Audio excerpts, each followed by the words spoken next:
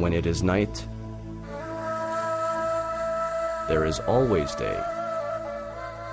When it was an age of darkness, it was also a time for light.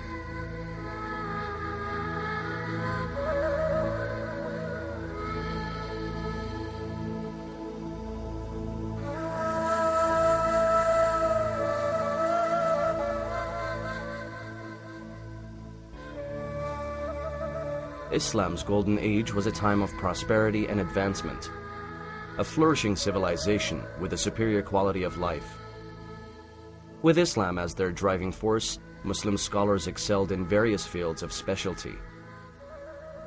They were intellectually unrivaled, particularly in literature, science, and technology. What paved the way for Muslim scientists was the community's ability to sustain its growing economy. This was achieved with advances in technology, especially in the area of agriculture. Networks of wells continuously provided communities with water. Water-raising machines were used mainly for irrigation. Muslims made many advances in this area of technology, improving efficiency and automating many processes.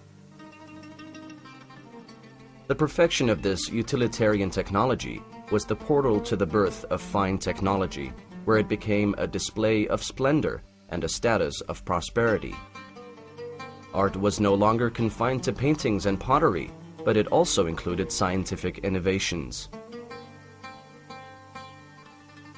Around the year 1200 AD, and in the tradition of the Caliphate era in preserving and documenting knowledge, the Sultan commissioned Badi' al-Zaman Abul Izz Ismail bin al-Razzaz al-Jazari to write a great book that details his work.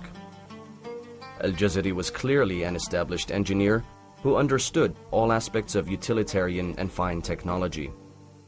It is evident from his book that he drew ideas from Archimedes of Greece, Hero of Alexandria, Philo of Byzantine, and other Islamic engineers such as the Banu Musa brothers and Ridwan ibn Sa'ati. Components from each of those names can be seen in Al-Jazari's designs.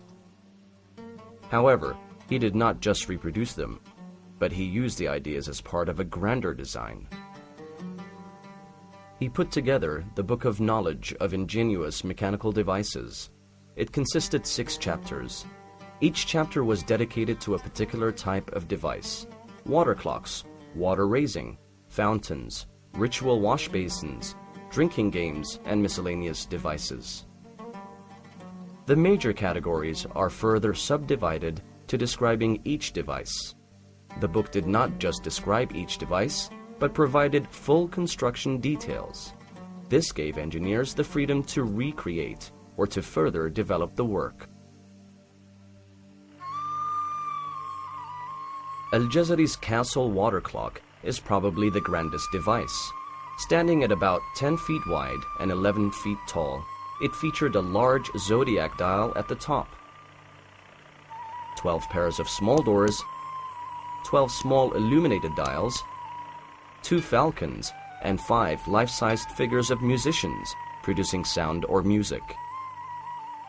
Archimedes first documented a clock using a descending float tank.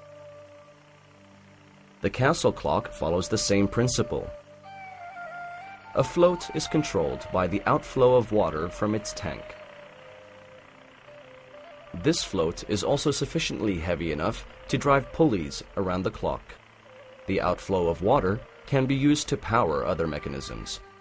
Al-Jazari made the clock more accurate and used ideas of pneumatics and siphons, first described by Hero and Philo and developed by the Banu Musa brothers.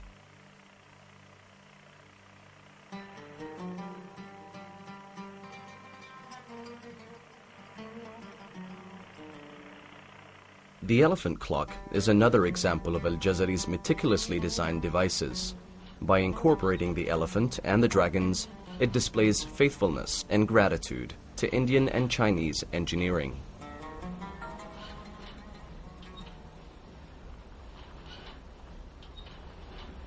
The book also illustrates fully automated water-raising machines that derive their power from rivers or streams, as well as devices powered by animals.